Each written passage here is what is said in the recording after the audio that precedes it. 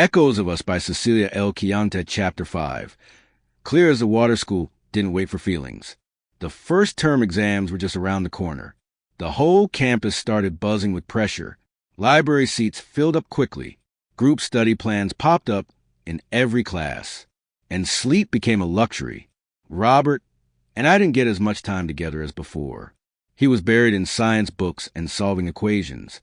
I was stuck memorizing dates, political theories, and essay outlines. We still ate lunch together sometimes when we could, but even then, we mostly talked about exam stress.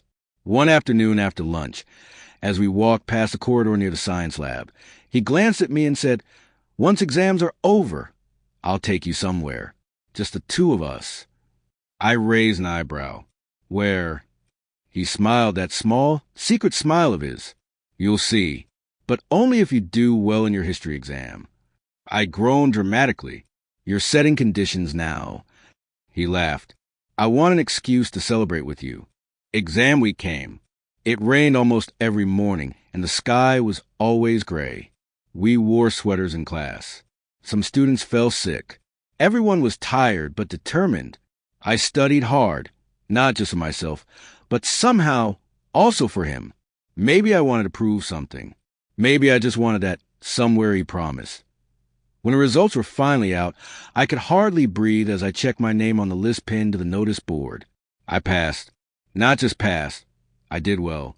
History wasn't perfect, but it was better than I expected. I turned around, and there he was, standing just a few steps away, watching me quietly. "So," he asked. I nodded. "I passed."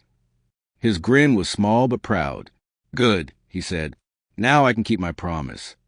After the exam results were out, the school gave us a short break, 3 whole days of exam holidays. Most students went home or stayed back in their hostels to rest. But Robert kept his promise. He came out of the hostel that morning, looking relaxed and different, his school bag replaced by a small backpack and a camera hanging from his neck. "Are you ready?" he asked with that quiet smile. I nodded, heart fluttering. We were going to Dawkey Lake, about 100 kilometers from Shillong. I had only seen pictures of it before, and now I was going there with him. The journey was long but beautiful. The road curved through lush green hills, and the mist seemed to follow us. By the time we reached, the sun was high in the sky, and there it was, Dawkey Lake, shimmering like glass under the golden light. The water was so crystal clear, it looked as if the boat was floating in the air. You could see every pebble, every ripple beneath the surface.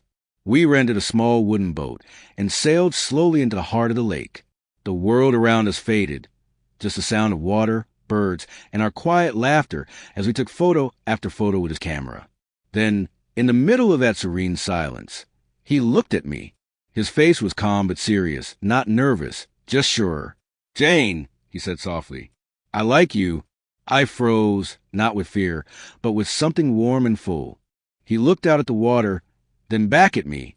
"I want our relationship to be like this lake. Clear, honest, no lies, no hidden feelings." I stared at him, my heart swelling in a way that was hard to describe. The boat rocked gently beneath us, the water below perfectly still, just like the moment between us. I didn't cry, but I almost did. Not because I was sad, but because it felt too beautiful to be real. I smiled, trying not to get too emotional.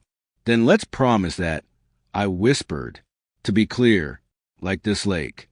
He held out his hand across the wooden seat. I placed mine gently into his. No loud confessions, no dramatic kisses, just 2 hearts finally aligned, in the middle of the calmest, clearest water in the world. We had taken a taxi to Dawkey. It wasn't cheap, but Robert insisted. He said, "Some memories are worth more than money." And he was right. After hours of laughter, boat rides, and capturing memories on his camera, our driver was still patiently waiting for us near the entrance. We climbed into the back seat, tired but content.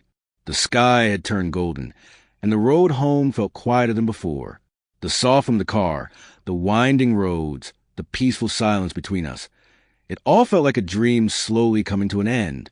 Somewhere along the way, my head leaned on his shoulder. I didn't plan it. I was just so comfortable and before I knew it, I had fallen asleep. I didn't wake up until the car stopped right in front of our house. Robert gently tapped my shoulder, his voice low and kind. "Jane, we're here." I blinked awake, slightly embarrassed, but he just smiled, like he didn't mind at all. We got out of the taxi. I stretched and yawned, still a little sleepy. He insisted on walking me to the door. When we stepped inside, my parents were in the living room. My mom looked up from her knitting and asked, "How was your trip?" My face lit up without even thinking. "It was the best trip ever," I said. They smiled, and Robert politely greeted them before heading back to the gate. I watched him go for a moment, heart still floating. Then I headed to the bathroom, washed off the dust from the long journey, changed into my pajamas, and collapsed into bed. No books, no music, just me, and the memory of Dawkey's clear waters, and a boy who made everything feel right. That night, I slept with a smile on my face. Chapter 6 coming soon. Please like and subscribe.